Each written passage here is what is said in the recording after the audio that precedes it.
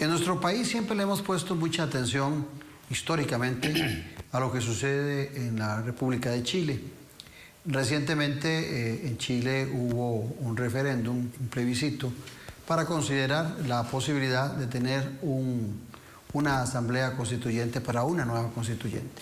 Pero también antes de eso era todo un ejemplo a nivel de desarrollo en América Latina y se convulsionó. Y nada mejor para hablar de lo que aconteció en Chile que invitar al embajador acreditado en nuestro país de la República de Chile, a don Óscar Alcaman Rifo. Don Óscar ha sido ministro consejero en Israel, en la Unión Europea, en Bélgica, Luxemburgo. Además fue cónsul también en Corea del Sur, Siria y Argentina. Licenciado en Derecho por la Universidad Católica de Valparaíso y diplomado en Derecho e Instituciones Políticas de la Unión Europea, la Facultad de Derecho por la Universidad de los Andes de Santiago de Chile, diplomado en Relaciones Políticas Internacionales del Instituto Internacional de Administración Pública de París, Francia. Don Óscar, qué placer tenerlo aquí en Noche sin Tregua. Para mí es un gran placer, Claudio. Muchas gracias por invitarme.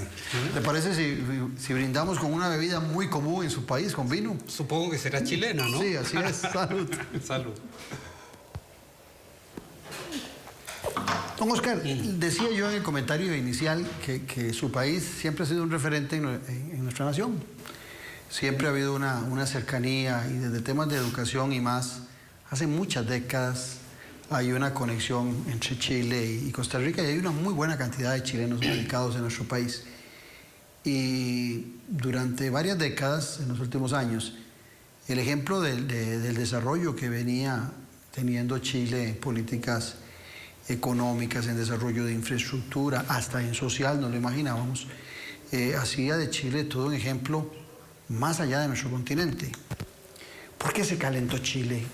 ¿Por qué ese Chile que se veía que tenía un proyecto y caminaba hacia un horizonte determinado, de repente se calentó en un octubre? ¿Qué pasó?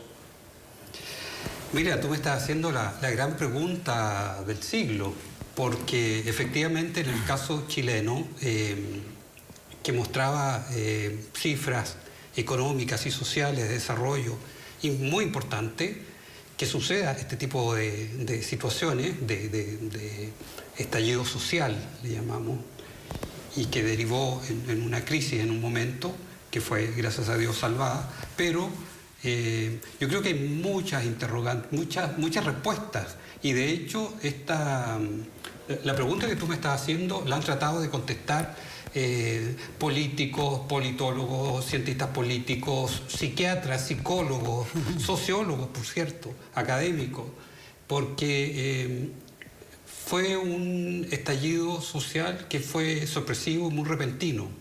Si bien había habido algunas señales de movimientos sociales, pues la sociedad chilena, la sociedad civil es muy dinámica, muy participativa. Había habido ya ciertos indicios, pero que haya tenido esa fuerza, porque en un momento partió como una manifestación política, pacífica, digamos, y con aspiraciones muy legítimas, que yo también compartía. A todos nos preocupan las pensiones, la salud, la educación, por cierto. En mi caso ya pasé esa etapa de educación, pero me queda la pensión muy cercana y lo de la salud, por cierto. Entonces, te digo, mira, no ha habido una explicación clara, hay muchas explicaciones. Las explicaciones que te puedo dar y que se han barajado durante todo este año es el tema de las expectativas que tiene la gente, las expectativas que muchas veces no son satisfechas. Puede haber también un tema de fragilidad. Chile se desarrolló mucho, de tener un nivel de pobreza del 90%, de un 40%, hoy día estamos en un 8%. Son cifras más o menos generales, quizás no tan precisas, pero entonces hubo un desarrollo y se creó una clase media que quizás no se siente media frágil, que en cualquier momento puede caer. Mira, básicamente es eso, sobre todo en un tema de expectativa. Además, aquí han jugado un rol importante las redes sociales, por ejemplo, que exacerba de repente ciertas pasiones No estoy diciendo que las demandas de la gente sean pasiones, pero de repente como que nublan un poco la visión de las cosas. Entonces hay una serie de respuestas y una serie de elementos. Yo creo que hay que ver los elementos para dar una respuesta.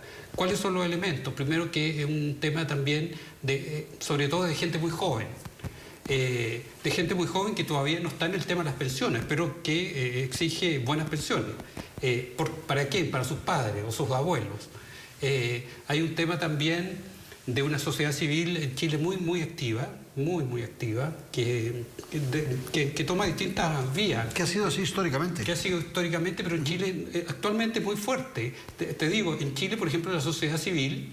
Yo el año pasado hice un pequeño diagnóstico, tuve una entrevista en un diario y un mes antes del estallido social, yo no predije nada, pero sí di el diagnóstico, y el diagnóstico eran dos: que en Chile la sociedad civil es muy fuerte, y lo vimos con por ejemplo, que sacan de la agenda política al gobierno. Por ejemplo, murió un perrito, ¿ah? Y se creó porque lo apalearon, lo sacaron de un centro comercial. Bueno, salió una ley, hubo tal protesta que salió una ley de protección animal que no estaba dentro del programa ni la agenda del gobierno.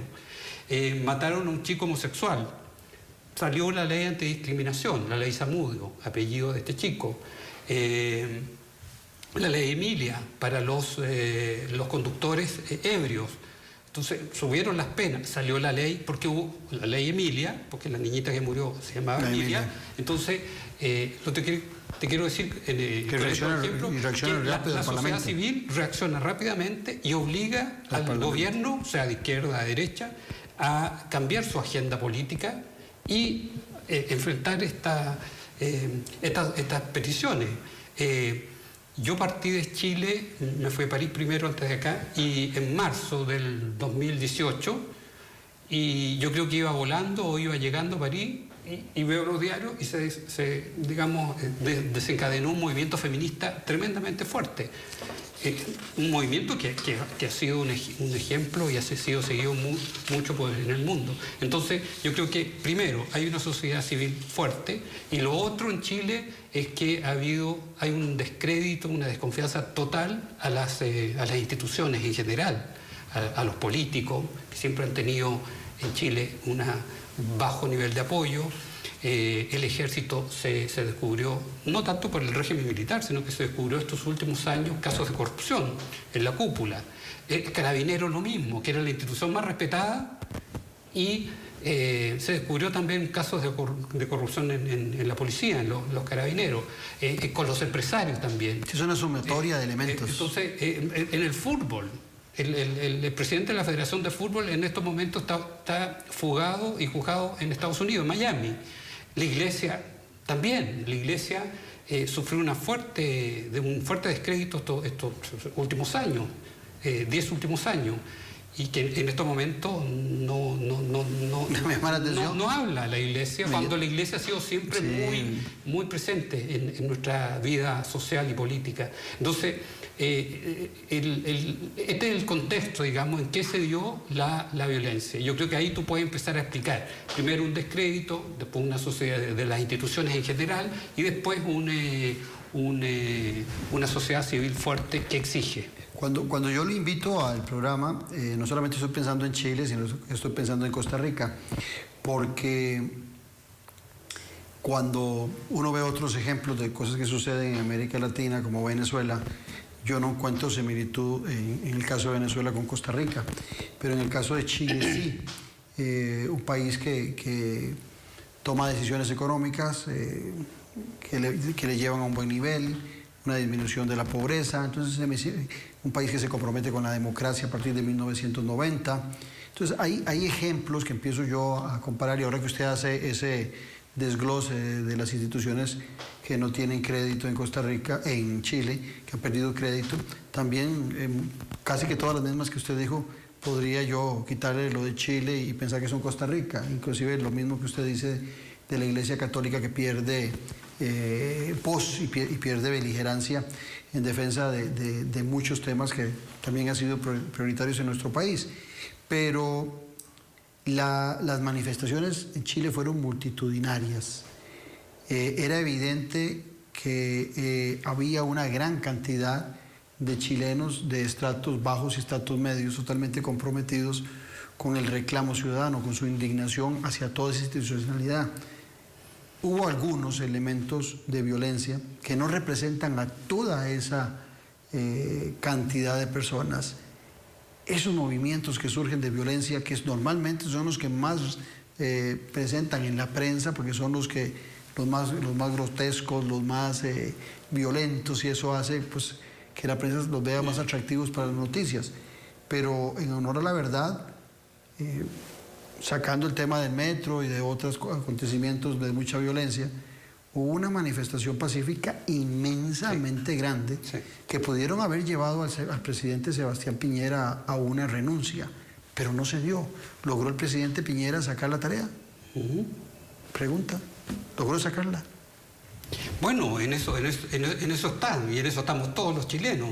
Precisamente, eso es una... En un momento, esta crisis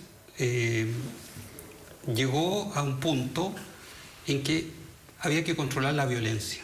Pero había que controlar la violencia, había que pacificar los espíritus y controlar la violencia respetando los derechos humanos. Entonces, sí, ahí... Usted hizo un comentario que me llamó la atención, dice, gracias a Dios, salvada. O sea, salvada la democracia, salvada la situación. Bueno, salvar la democracia es importante. Lo que pasa es que en un momento hubo una alternativa clara, era controlar la violencia. ¿Y cómo se controla la violencia? A través de fuerza policial o incluso fuerza militar. Pero el gobierno del presidente Piñera sobre todo, impulsó un acuerdo y lo dejó también en manos del Parlamento y todos los distintos partidos políticos, y todos los partidos políticos el 15 de noviembre, o sea, prácticamente un mes después de este estallido social, trabajaron enormemente para alcanzar un acuerdo y encauzar esta crisis por la vía institucional.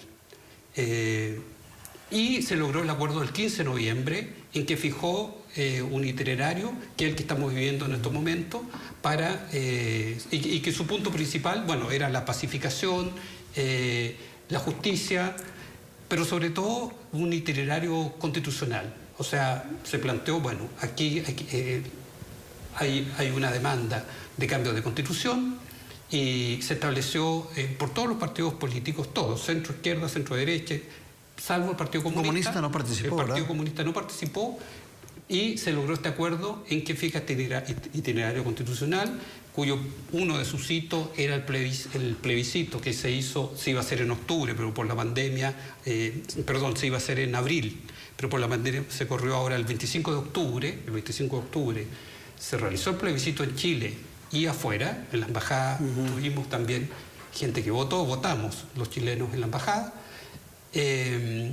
Y la idea era encauzar esta crisis y se realizó el plebiscito, que fue muy exitoso desde el punto de vista organizacional y desde el punto de vista de la claridad de la respuesta que dio la población, que fue un 78 y tantos % por el apruebo de una nueva constitución y un 79% de fracción por que esta constitución nueva se redacte por una asamblea. Eran esas dos preguntas. Eran dos preguntas. ¿Aprueba o rechaza una nueva constitución? Y segundo, esta nueva constitución, ¿cómo quiere si la aprueba, ¿cómo la quiere? La redacte? Que se redacte por una asamblea constitucional. O por los actuales diputados. Por una asamblea mixta, que sean parlamentarios, mitad parlamentarios y mitad elegidos.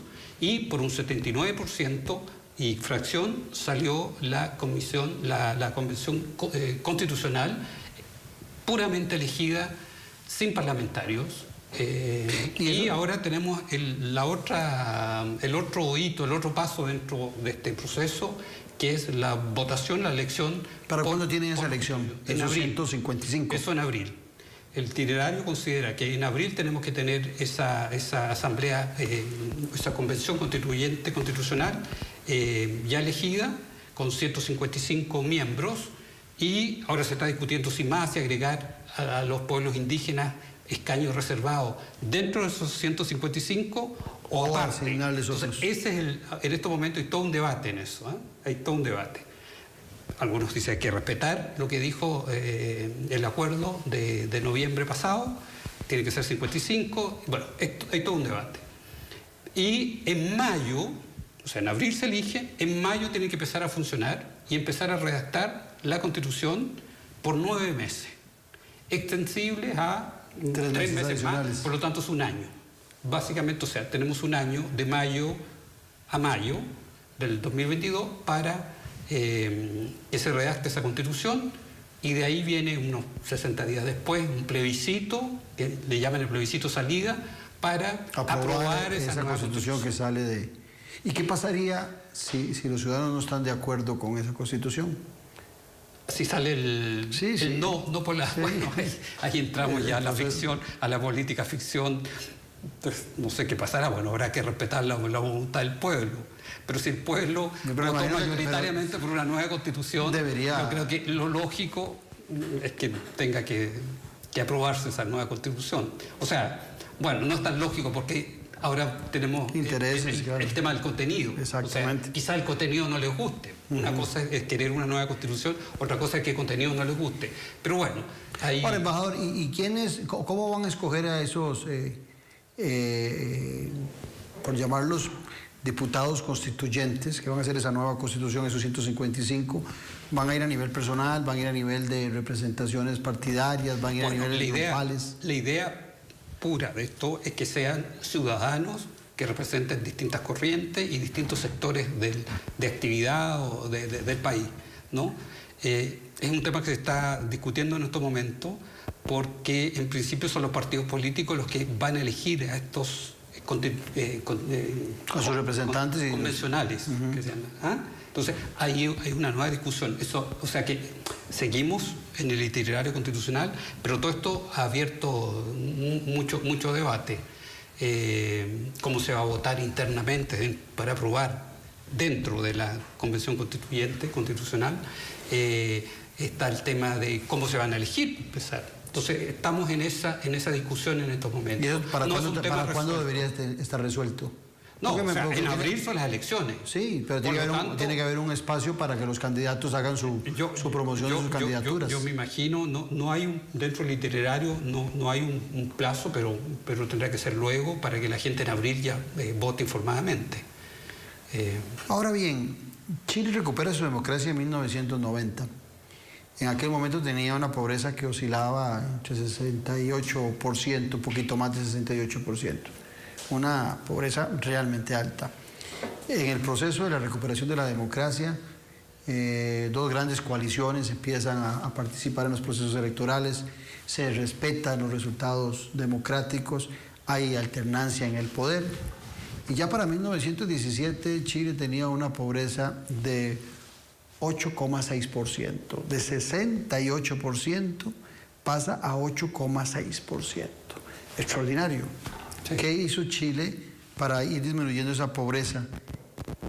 ¿Y qué hizo Chile para seguir siendo desigual? Porque, por otro lado, el Banco Mundial coloca a Chile entre los 13 países más desiguales de Latinoamérica.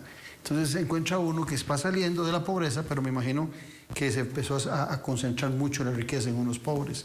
¿Qué hizo Chile bien para disminuir la pobreza y qué hizo mal Chile para el tema de la desigualdad?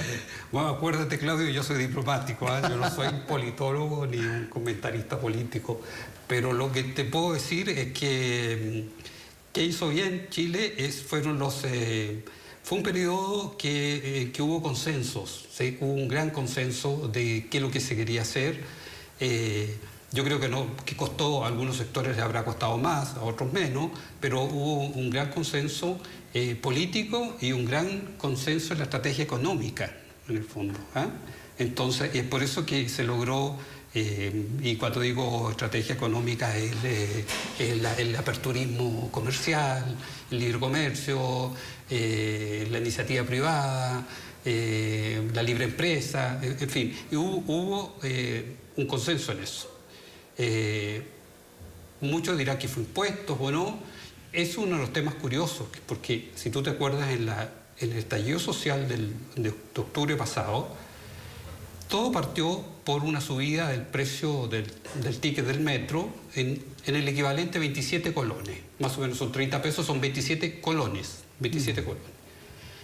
Entonces decía, pero eso no es nada, es muy poco.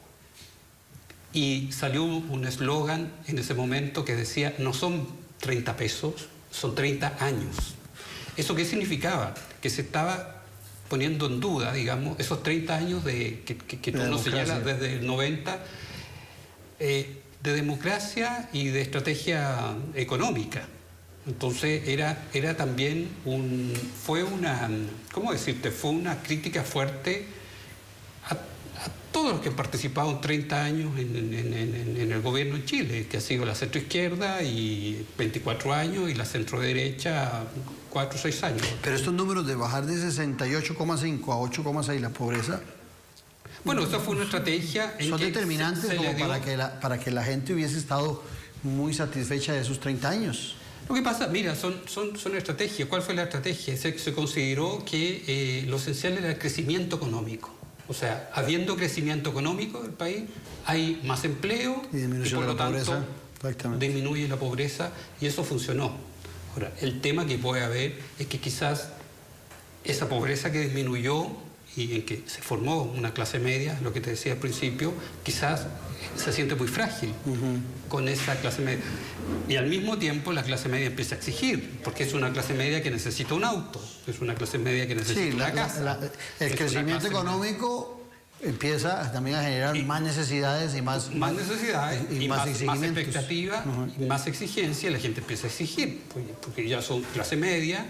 Ya su preocupación no es la ropa, en el sentido de que ellas no andan descalzos, sino que sus preocupaciones son otras, son mejorar la vivienda, mejorar la vivienda, sobre todo que haya una buena educación, porque la educación pública y la educación privada, si hay diferencia, entonces empieza en el fondo puede ser más que un levantamiento, digamos, o protestas sociales de un sector pobre de la sociedad, son sectores medios que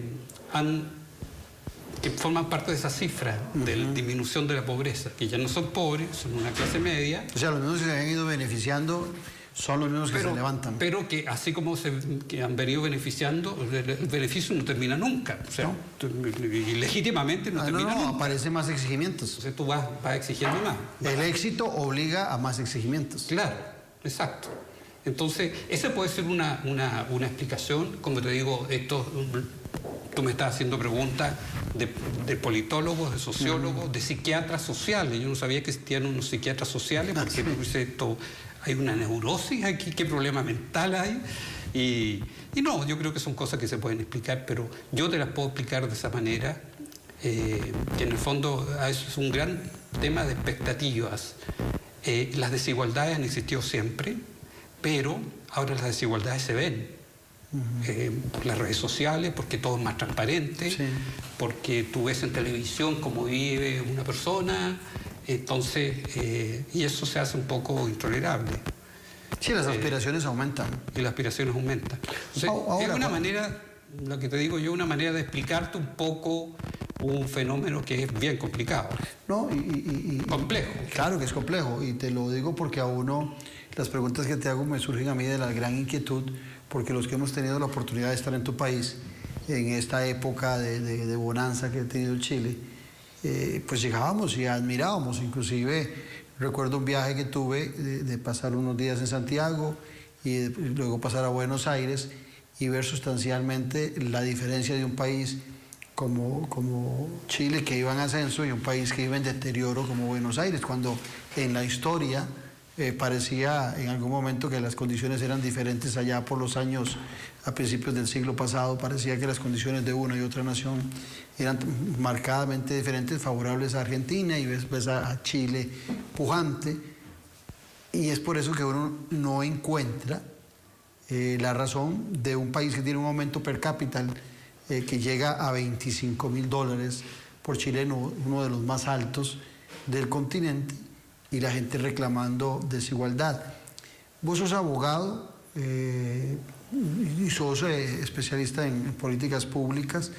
¿Será que se le disminuyó mucho el papel al Estado en la Constitución actual de Chile y ese papel subsidiario no alcanzó en muchos temas que la sociedad le exigía al Estado en su participación? Y te hago la pregunta porque es un tema que hoy en Costa Rica muchos le apuestan a esa salida del Estado en su participación social y que se vuelva más subsidiario de los servicios y que se los deje al sector privado. ¿Será por ahí por donde camina un poco el tema? Yo sigo diciéndote que el tema no es tan simple, no es tan blanco y negro. Multifactorial. Sí, y te digo por qué. Porque, bueno, uno de los temas que se dice actualmente es que ¿por qué se quiere el cambio de constitución? Hay muchas cosas que se pueden cambiar por ley, que no es necesariamente una constitución. La constitución fue de Pinochet en el 80, pero ha tenido miles de reformas. El 2005 fue una gran reforma y que la firmó el presidente Lagos, que es de centro izquierda, que no es de derecha. Entonces, mucha gente decía, pero ¿por qué queremos cambiar la Constitución si hay cosas que se pueden hacer por ley?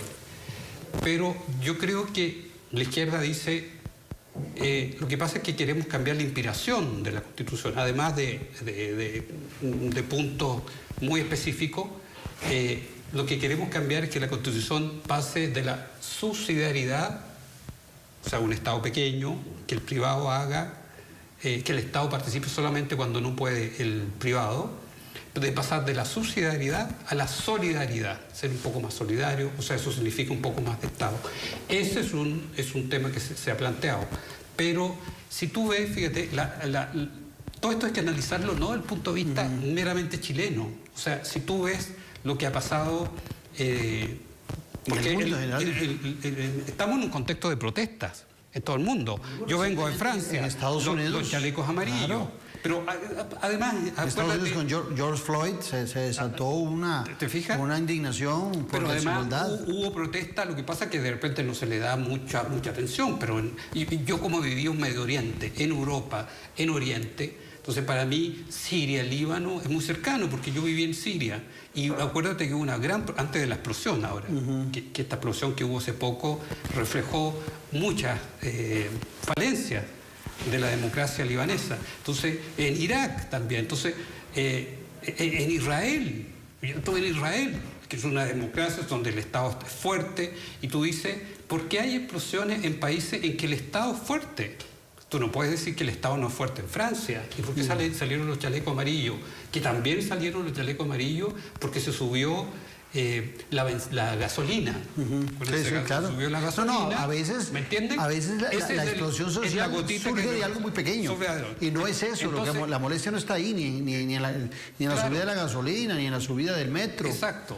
Son 30 pesos. Eso es la punta del iceberg. Pero bueno, acuérdense, los chalecos amarillos fue por una subida de... Y otras pequeñas cosas, pero que a la gente molestó. Pero sobre todo eso. Entonces, pero tú no puedes decir que Francia es una economía hiperliberal, que en Israel nació como un Estado muy socialista por los fundadores de Israel. Entonces tú dices, bueno, si esto pasa en Francia, si esto que tenemos sistemas distintos, ¿será realmente eso en el caso chileno? Puede ser, pero yo creo que para analizar todo esto hay que ver todo el contexto de... Vos sos el diplomático y hay que conocer todo el contexto y eso nos ayuda. Y para mí es muy cercano, o sea, yo vengo de Francia, he estado dos veces y media, por no decir 3, en Francia. He estado en Italia, que son estados más bien protectores. He estado en Israel, mi último destino prácticamente fue Israel. Entonces, es que son sociedades bastante protectoras, no son sociedades que dejan a la gente desprotegida. Y sin embargo hay igual protesta. Quizás cuando ahí se mete el Estado hay un problema de financiamiento. En los casos de países en que el Estado es pequeño no hay un problema de financiamiento porque se financia todo por los privados, pero hay una falta no de solidaridad, sino que sí, de apoyo, de una red de apoyo al más desvalido.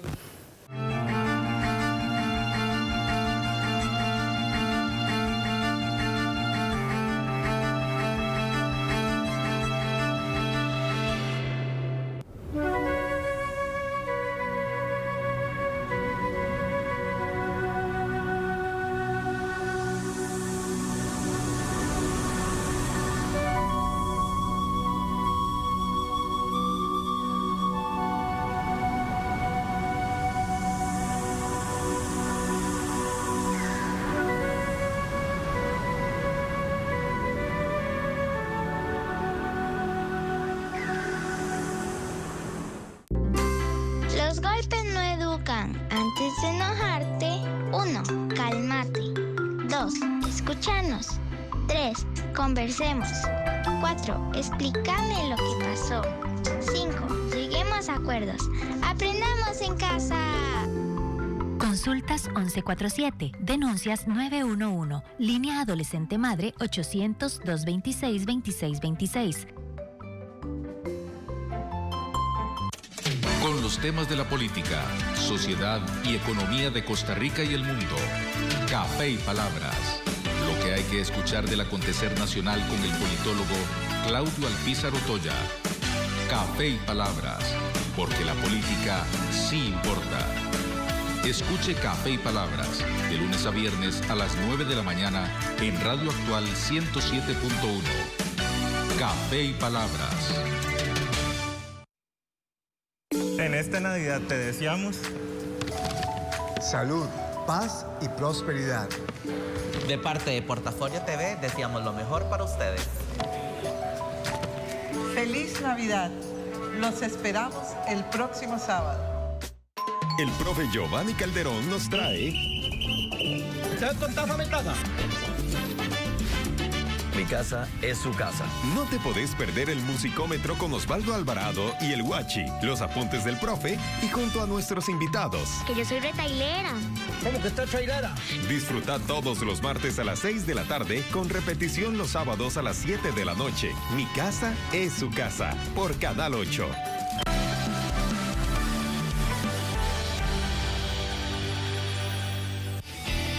El programa deportivo con más de 16 años en televisión nacional. Zona Técnica, este domingo, 7 de la noche por Canal 8.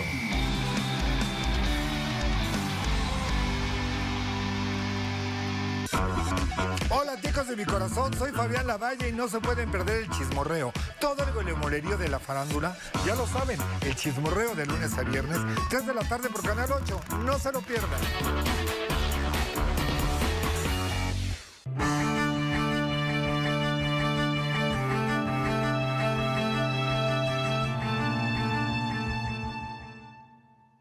Pensando en mi país, intentando uno prevenir muchas de las cosas que pasan en otras latitudes, lo cual es muy difícil porque cada país es distinto uno de otro y puede explotar la situación donde menos la imaginas. En el caso particular de las pensiones, ¿cuál era la gran crítica que tenían los chilenos al sistema de pensiones? Las bajas pensiones, un sistema que funciona muy bien macroeconómicamente, que ha llevado a... el país tiene mucho dinero, circula, el mercado de capitales funciona perfecto porque tú vas poniendo tu plata, tu dinero, ¿no es cierto?, en un fondo, eso va creciendo y después se supone que cuando te retiras tienes una buena pensión. Sin embargo, no ha pasado así. Pese a que el sistema macroeconómicamente funciona muy bien, pero ¿cuál es el problema? No es culpa del sistema. ¿Solo un régimen de pensiones hay en Chile? Solamente ese. Solo ese. Y bueno, y las Fuerzas Armadas que tienen su propio. Sí. Porque ellos en un momento fueron los impulsores del sistema de capitalización individual, de las AFP, pero ellos dijeron nosotros, nuestra carrera es una carrera corta, nuestra carrera es distinta, por lo tanto, tiene otras características. Tiene más riesgo. Ellos siguieron con un sistema, creo que es más bien de reparto. El resto, desde el 81, son privados. Desde el 81 empezamos todos con un régimen privado. Pero, ¿cuál es el tema? El tema en sí es que hay bajas pensiones. ¿Pero por qué hay bajas pensiones? Por varias razones. Una de las razones es porque a ti te sacan para ese fondo el 10% de tu sueldo. Y el 10% parece que no es bastante. Yo no soy ningún especialista, pero lo que yo a mí me sacan el 10% y con eso voy formando... Vas cotizando.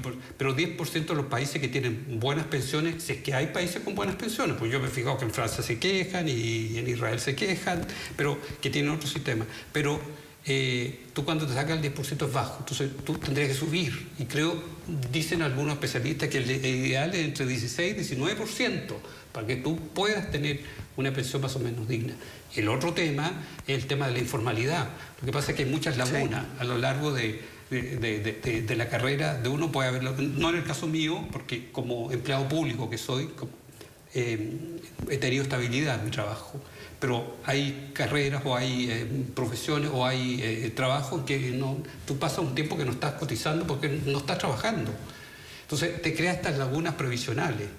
El sector informal, por ejemplo, no sé qué proporción hay de porcentaje de chilenos en el sector informal, pero los vendedores ambulantes, por ejemplo, sí.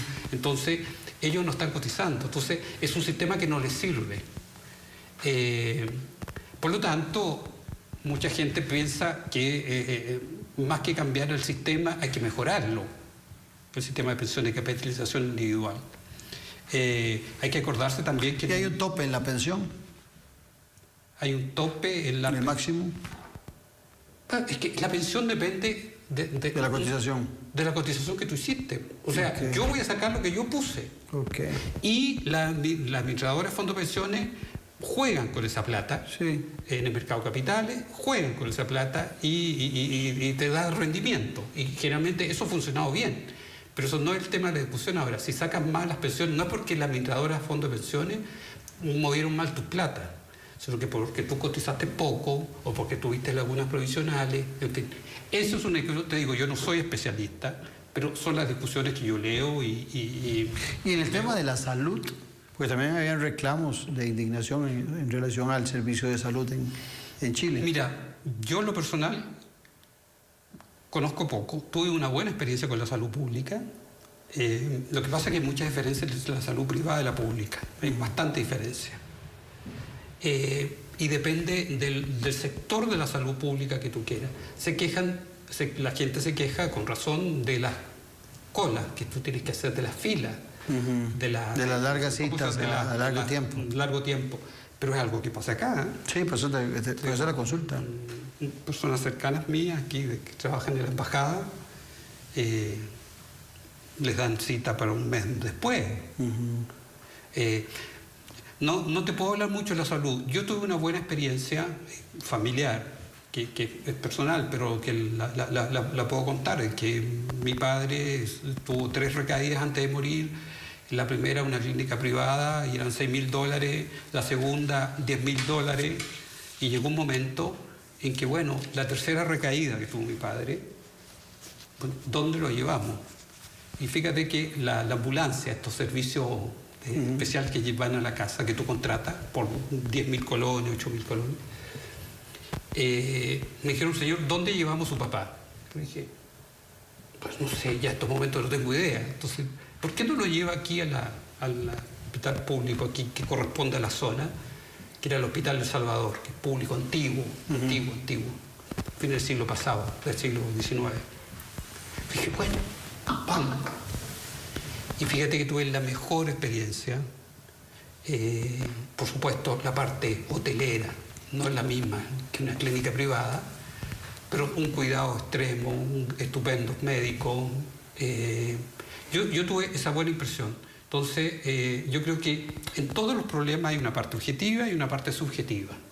La parte objetiva es que hay cosas buenas y cosas malas, y la parte subjetiva tú de repente le pones más...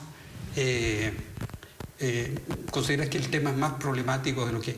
Pero yo no quiero minimizar los problemas de la salud pública, para nada, absolutamente. Y en el campo de la educación, que también estaba ahí en la gran discusión. Y en el campo de la educación también hay una gran diferencia entre... Yo creo que eso puede ser... Es que ve que odioso. Ve que los 3 temas que te pregunto, pensiones, salud y educación... Esas son las preocupaciones de la gente. Hoy en Costa Rica existe todo un debate alrededor de los 3. En todas partes. En Francia también. En Francia también y en Israel también. Te estoy dando 2 ejemplos de donde yo he estado y que son sistemas totalmente distintos al chileno. El sistema, la educación también. Bueno, yo creo que lo que hace sentir mucho más la desigualdad es la diferencia que hay entre lo público y lo privado.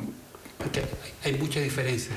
En la educación superior había mucha queja del acceso a la educación superior pública. Mira, a mí no me tocó, yo salí en el 80 de la universidad, y después empezaron las universidades privadas y aumentó la cobertura. O sea, ahora hay mucho más gente que estudia en la universidad, mucha gente, que ese es otro tema, que ahora hay mucha más gente que ha pasado por la universidad que lo que era en mi época, años 70, 80. Ahora, hay mucho.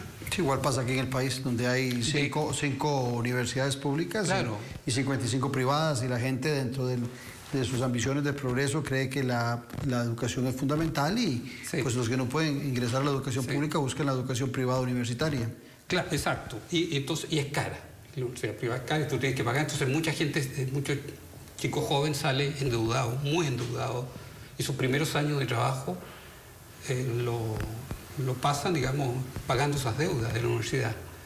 Eso es un tema. Bueno, los gobiernos de centro-izquierda han tratado de resolver ese tema a través de la gratuidad, pero ahora, en eso estamos. El modelo chileno, ahora que hablas de centro-izquierda, el modelo chileno, en los gobiernos chilenos, hubo gente de centro-izquierda, o sea, socialdemócratas, hubo socialcristianos o demócratas cristianos gobernando, hubo socialistas como la presidenta Bachelet, hubo gente de derecha como el actual presidente Piñera, y había como una estructura que respetaban los diferentes presidentes a pesar de su ideología, porque había éxito en esas áreas, y le iban poniendo los tintes particulares de su pensamiento ideológico, de sus sueños, pero se mantenía una columna vertebral. Esa es la respuesta a la pregunta que tú me hacías de por qué la pobreza bajó tanto. ¿Cuál fue la receta? La receta fue esa, que hubo un consenso en la construcción, en lo político y en lo económico, en seguir esa estrategia económica. Por los distintos gobiernos, ¿te fijas? Hubo 20 años hasta el 2010 de centro izquierda. El 2010 salió Piñera por 4 años, después volvió la presidenta Bachelet y ahora volvió Piñera. O sea, de estos 30 años hay 24 de la centro izquierda y 4 más estos 2 del centro. La gran conclusión, porque uno normalmente empieza a ver las posibilidades de que haya un foco de indignación, que se caliente la olla de presión social y la molestia social sobre los países que se están administrando mal, que no están teniendo éxito. Pero el caso de Chile y algunos de los que vos nos comentabas antes son una muestra de que los países exitosos no son inmunes al levantamiento social y a la molestia social, que trasciende a ese éxito la molestia social, ya sea por los exigimientos mayores o ya sea porque hay áreas donde empiezan a contemplar que es fundamental la mano del Estado o el desarrollo que requiere el ciudadano. Sí, por eso te digo, esto del estallido social en Chile y en todas partes del mundo tiene muchas aristas, no solamente que no tienes plata en el bolsillo. En Chile también salió el tema de la dignidad, o sea, que te traten dignamente, que no haya abusos de empresarios, por ejemplo, que no haya abusos de la iglesia, que los políticos atiendan tus demandas, que no vivan alejados de la realidad cotidiana de un sector de la población. Por eso te digo, todo esto está muy ligado también a la pérdida de credibilidad de todas las instituciones.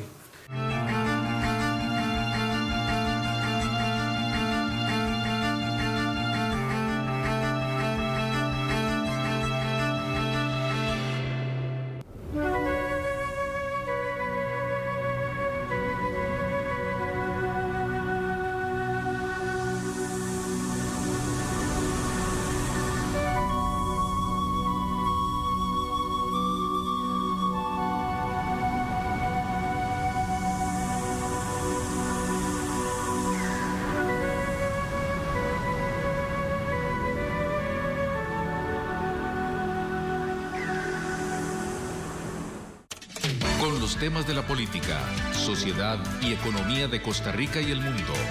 Café y Palabras. Lo que hay que escuchar del acontecer nacional con el politólogo Claudio Alpizar Otoya. Café y Palabras, porque la política sí importa. Escuche Café y Palabras de lunes a viernes a las 9 de la mañana en Radio Actual 107.1. Café y Palabras. Equilibrio, igualdad y equidad. No se trata de buenos y malos, sino de quienes brinden los argumentos más valiosos para construir juntos una mejor sociedad. La primera palabra, todos los jueves 10 de la noche por Canal 8.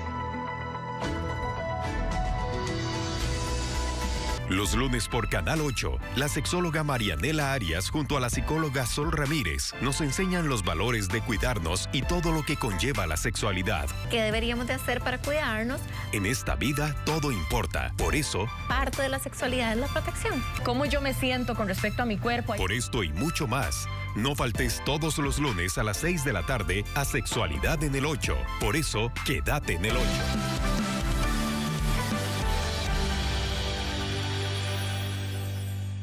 En la revista Somos Alegría, somos música, somos amor, somos noticias, somos más. Acompaña a Luzania Víquez y Paula Brenes de lunes a viernes de 8 a 10 de la mañana por Canal 8.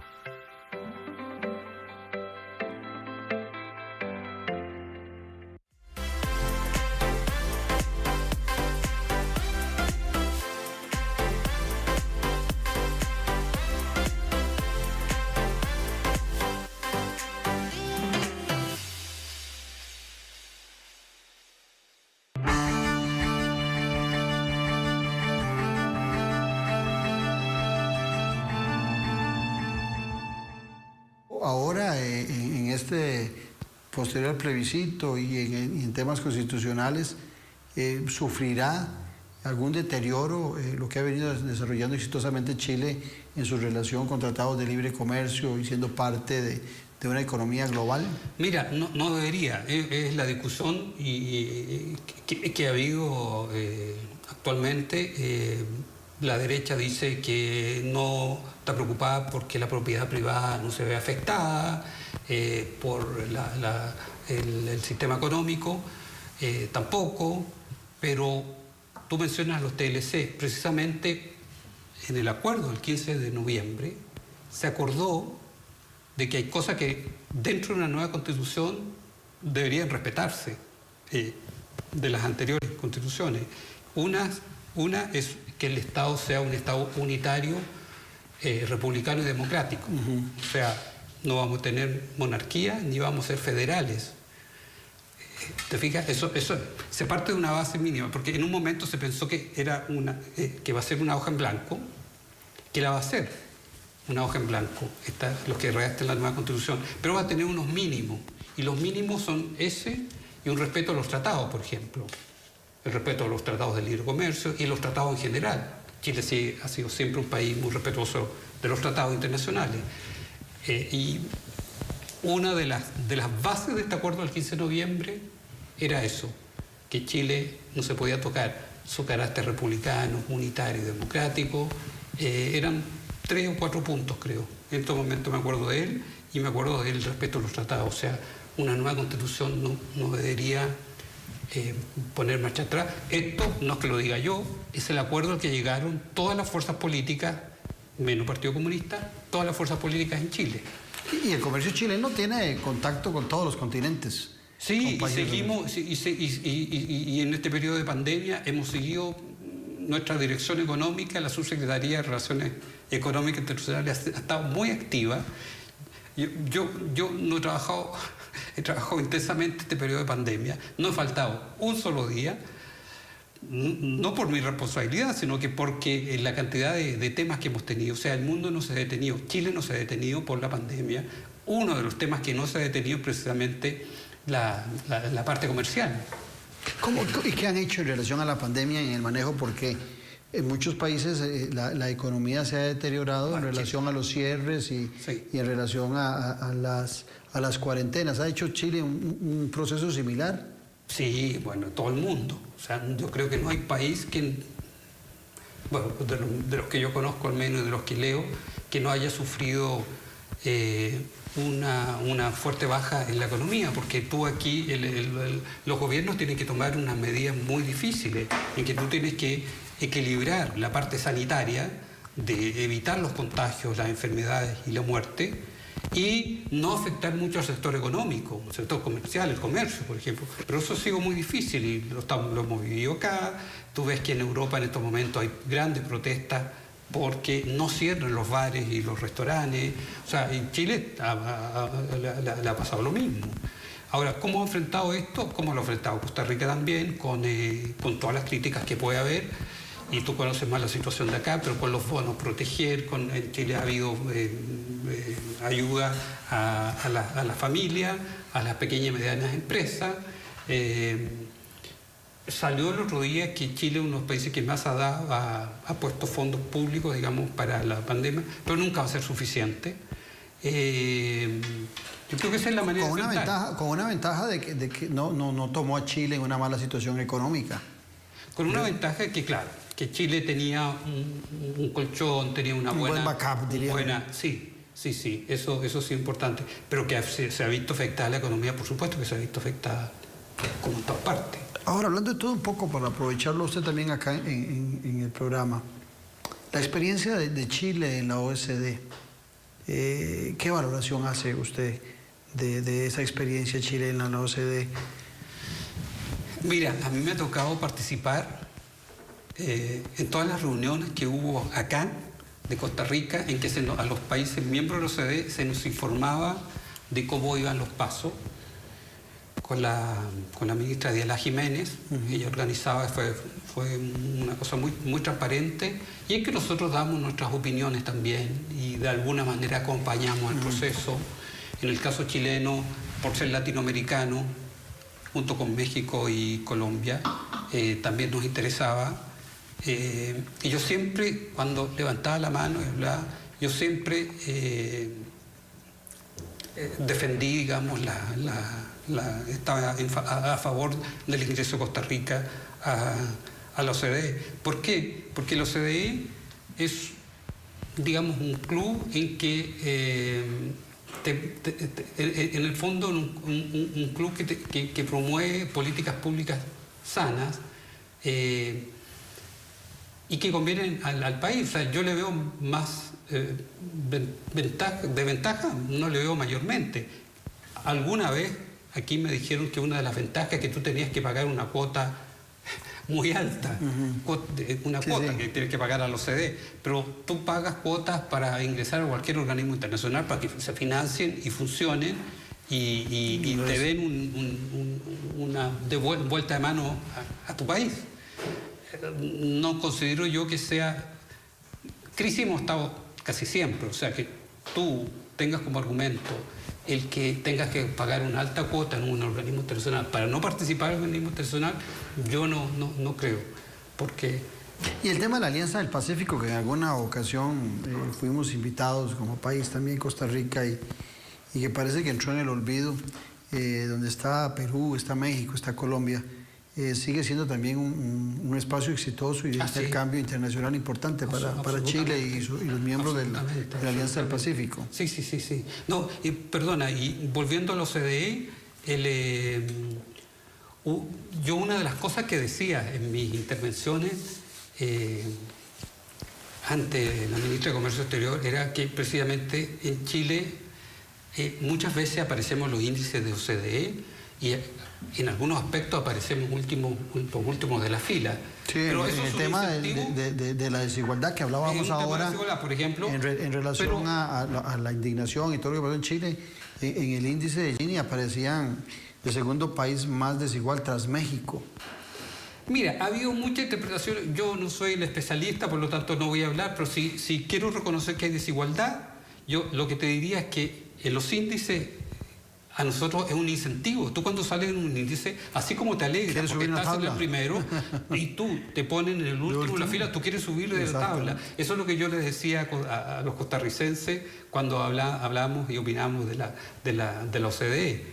Ojo, que también hay que reconocer... Es que tal vez ha habido una mala interpretación porque han sido reconocidos como los países ricos y no necesariamente todos los miembros son países ricos.